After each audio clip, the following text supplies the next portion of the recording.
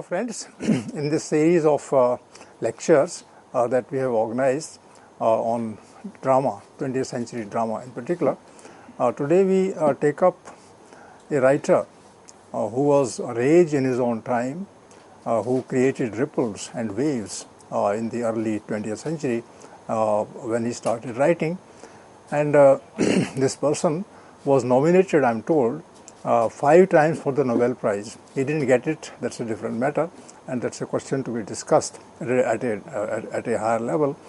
But this person appealed to the writers and dramatists and even social activists all over the world. And he was so popular with his first play, which we'll be discussing in the second part of the lecture, Lower Depths.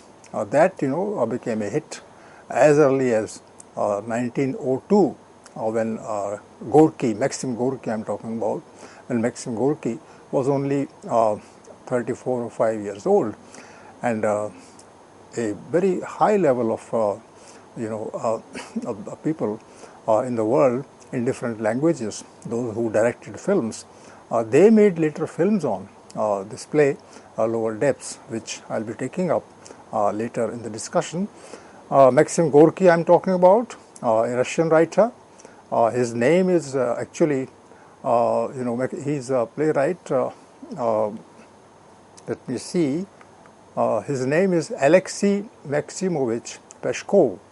It's a long name, and Russian names sometimes create difficulties for us to read them because they perhaps refer to the family, to the father, to the grandfather, even to the place. But this person, in short, was called Maxim Gorky. So popularly known as Maxim Gorky, a writer and political activist.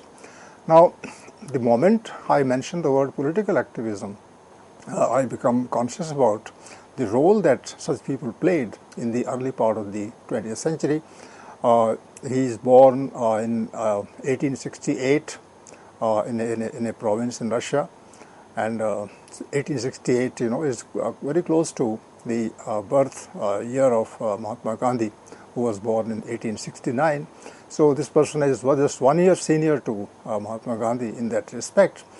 He's born and he died in 1936. And this date is important for us in another context because he was a close contemporary of our own Hindi writer, Prem Chand, who too died in 1936. It's a different matter that Prem Chand was born much later than Gorky, and Gorky had left impressions on Hindi writing and Indian writing in general quite a bit in Gorky's lifetime, and he appealed to people, he inspired them, he made them social critics, and that is what is important for Maxim Gorky that we discuss today. He wrote plays. For instance, I'll refer to 4 or 5 plays by him. Lower Depths is one play, the first play. This is written in 1902. Then Summer Folk, which is 1904. Children of the Sun. Imagine the title. He is very particular about the nature of the titles. So people are generally children of their own parents and of the family, of the village or town or city where they are born. But this person says that he is talking about children of the sun. So how is that possible, and what does he exactly mean is actually made clear in the play. Then he wrote Enemies, and finally, and there's another play, Vasa Zelisnova. He wrote in 1910, and he wrote a large number of plays, 11 in particular, and out of them I've mentioned 4 or 5 to you, because these are famous plays written by Gorky. I don't want to comment in the beginning about the titles of the plays, but you can see that the titles actually raise questions about the nature of writing that Gorky practiced, and I'll be discussing particularly the play Lower Depths from the point of view of its title later. He was a prolific writer. Actually, when I was growing up, then I read, I knew that he was a novelist. I didn't know that he was a playwright also. In fact, he is a major playwright, but he is known for his fiction, short and long. And one particular novel is very popular in Indian languages, and that novel is called Mother. In fact, Mother is so popular, that it has been translated in a large number of languages, and great writers who emerged later in the 20th century. I'm referring to Bertolt Brecht, the German writer.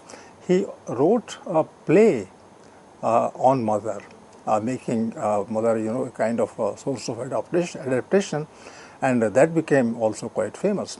So you can imagine the kind of tribute that great writers pay to Maxim Gorky, who is senior to all of them in the 20th century, and that on his novels, even plays are composed by other writers in other languages.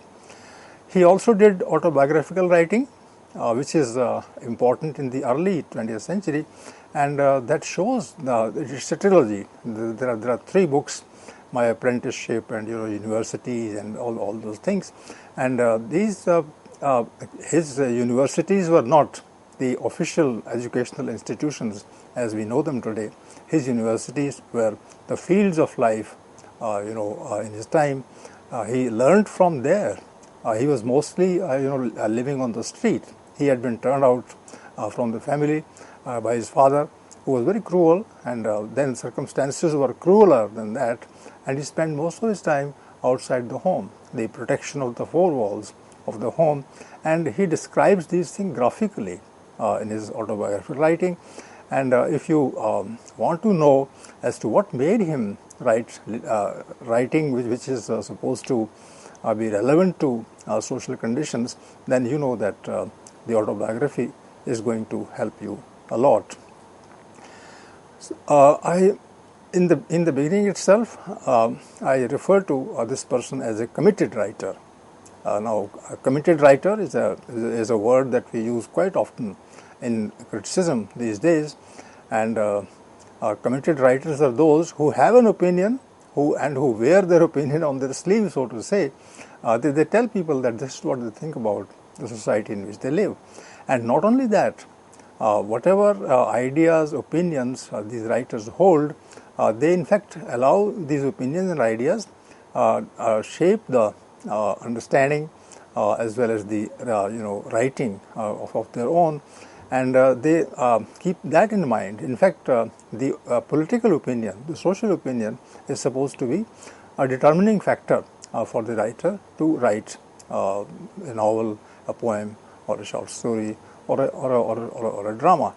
So he is a committed writer in that sense. He knows what he's doing. He also knows what he's writing for and against. For, because he supports the cause of people whom he likes in society, and oppose those who think come in the way of human progress, social progress, political progress. So he is a writer who is called committed, can be called really committed, and in fact in the 20th century, as I said in the beginning itself, committed writing is the writing which is taken quite seriously by the readers all over the world. Then I say that he is a writer in the socialist realism mode. What does this term mean? Realism itself is a very heavy word. You talk about the real conditions, and you think that these conditions are not to be separated one from the other, but they should be taken in their totality.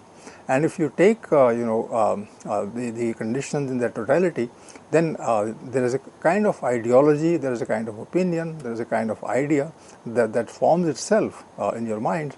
And because you are talking about the real conditions, therefore, one word that can be used to describe the connection that binds different elements of the total picture, then it can be called realism. So realism is a very, very popular word again in critical discussions, and when it is socialist realism, it has a distinct meaning. What is distinct about socialist realism? My answer is that it engages with the theme of social change and humanism in their diverse forms. So if you talk about themes of social change, do things remain the same as they were yesterday, as they were 100 years ago? Is there no change in society? If you ask this question from yourself, then you look around for the answer and you will get the answer.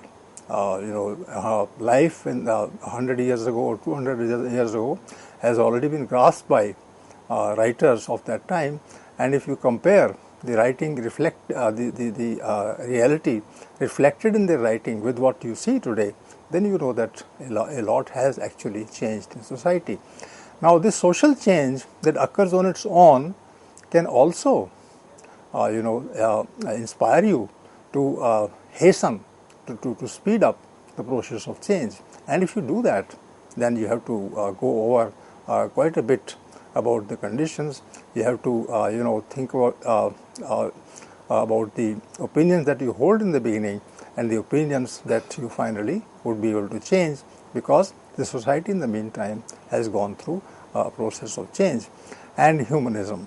What is humanism? We have discussed this earlier also, but if you do not think that the society is governed by some transcendental force like God, by religion, by tradition, then the answer to those questions that you raise actually would be answered by humanism.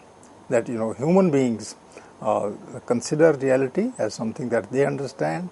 They intervene in that reality, they make an opinion about that reality, and they talk about peace. So humans generally have love for one another and they talk about peace. That is what humanism is, and it takes different forms, not only just in different cases of society, but also in different writers.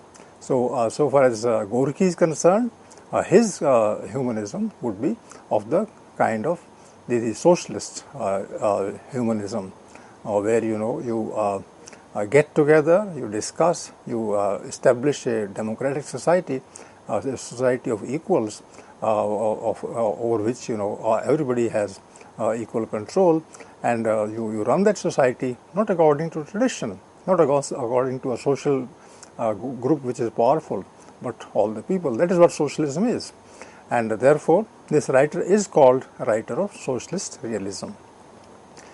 I'll be discussing generally the play Lower Depths. I just named it Lecture 2, but then it is a continuation of what I have said earlier.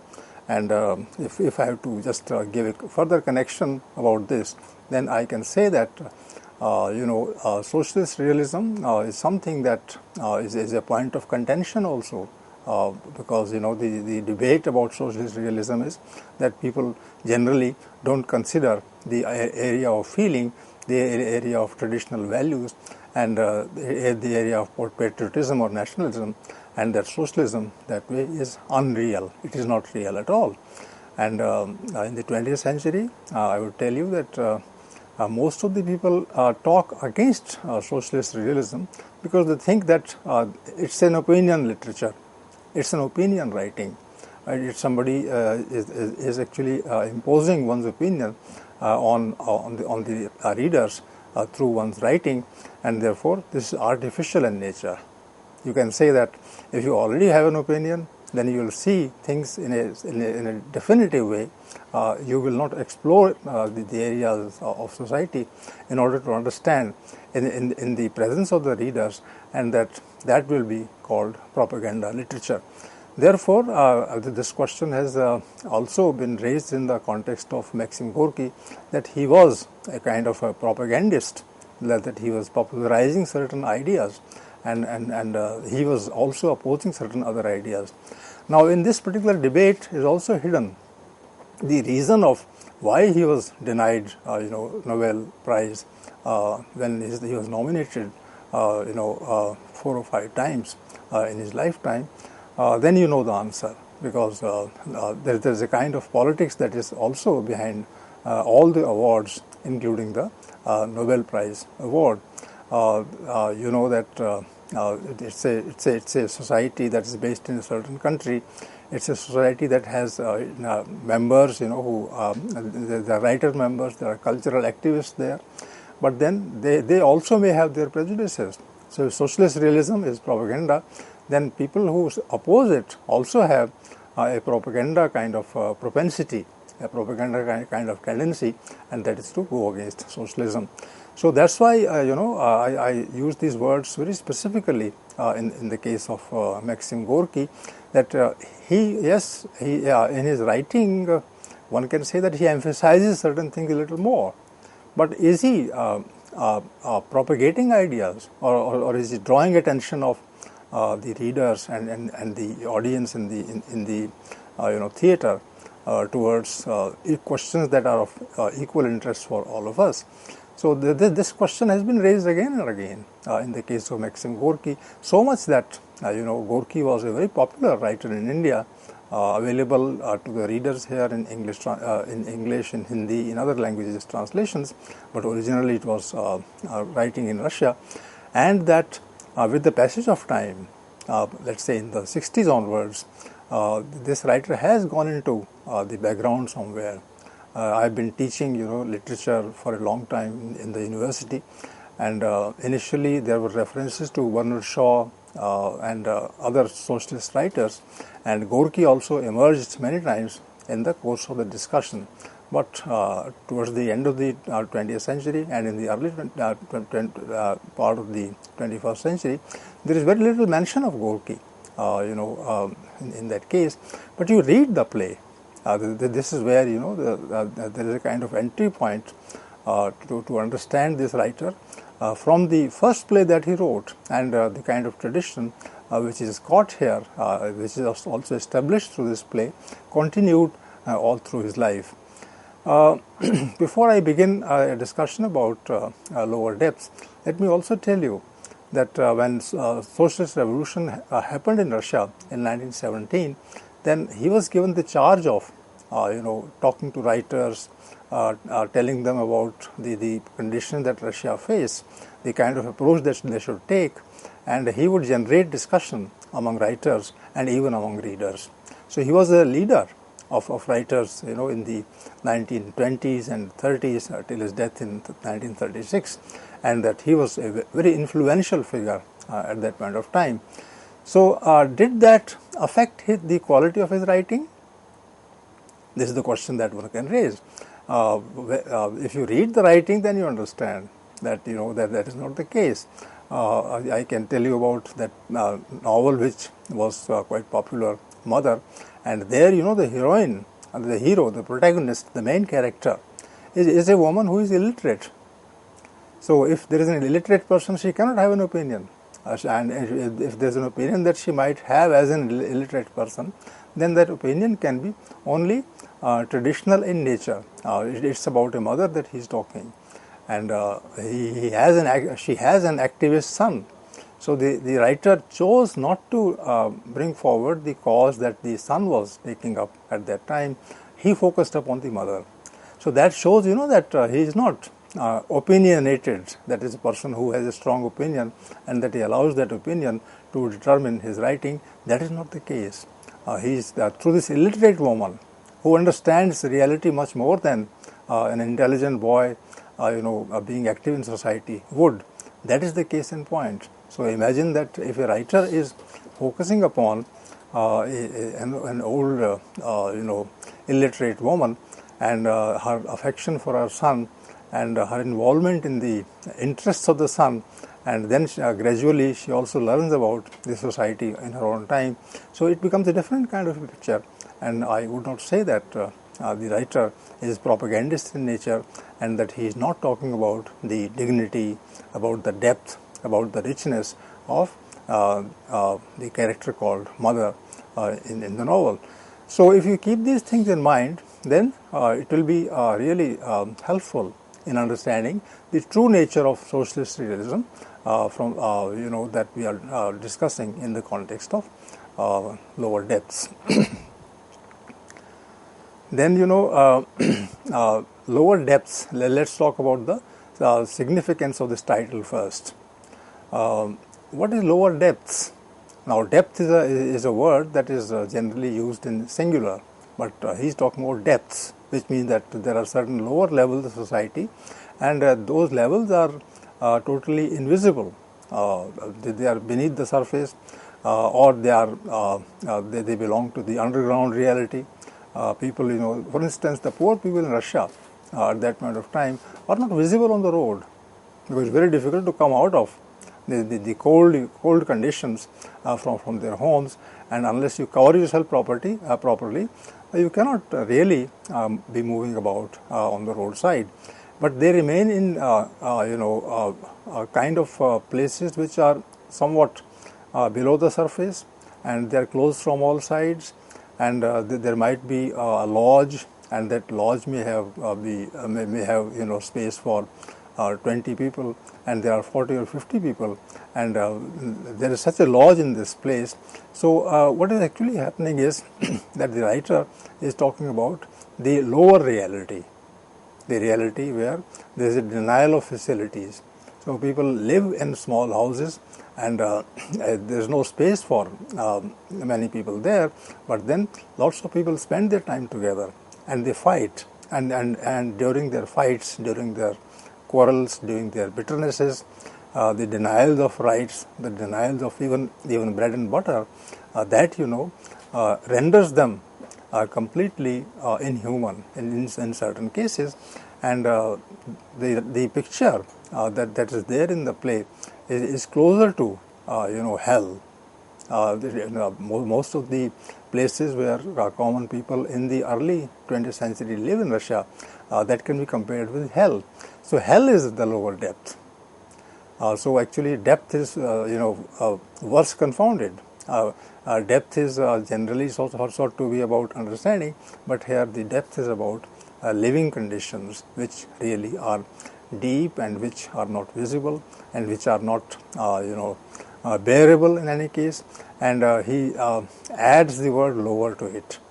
So depth itself is quite low, but then it's a lower depth that he's talking about, and because he's talking about the conditions of a good number of people, therefore it can be called their experiences as depths, and they are lower depths. So that is the title of the play, and that's how it can be understood by us.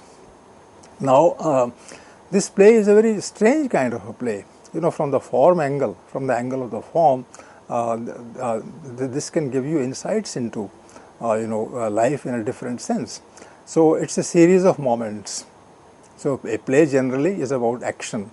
A play is generally about some people taking a decision, implementing that decision, and in the course of implementation, finding certain problems, raising heads on their way, and therefore people have to just come to terms with them and understand them. That's what a play is. In fact, at the center of a play, generally, there is a conflict. But there cannot be seen any conflict here, so far as this play is concerned. So it's about moments. So there is a scene in the morning or in the afternoon, and that scene is quite fixed. That scene is quite unmoving, and it is composed only of moments. So there is a moment in which somebody says something, he is angry. In another moment, this person is happy. In a third moment, this person is thinking. In a fourth moment, the person is cursing himself or herself. In a fifth moment, he or she is quarreling with others. So these are the moments. And do they become a sum total of an experience? This is the question that I pose to myself, and I also pose to you, that if a writer picks up certain moments of life, puts them together, and then asks you to say what is the total picture, then it will be difficult to say that this actually is the total picture. So it's about moments, and the moments don't mean anything. The writer is not saying anything on his own. He is making characters talk. And what do we do then? How do we get the clue for the meaning that the writer is supposed to convey to the audience? Then there are contexts.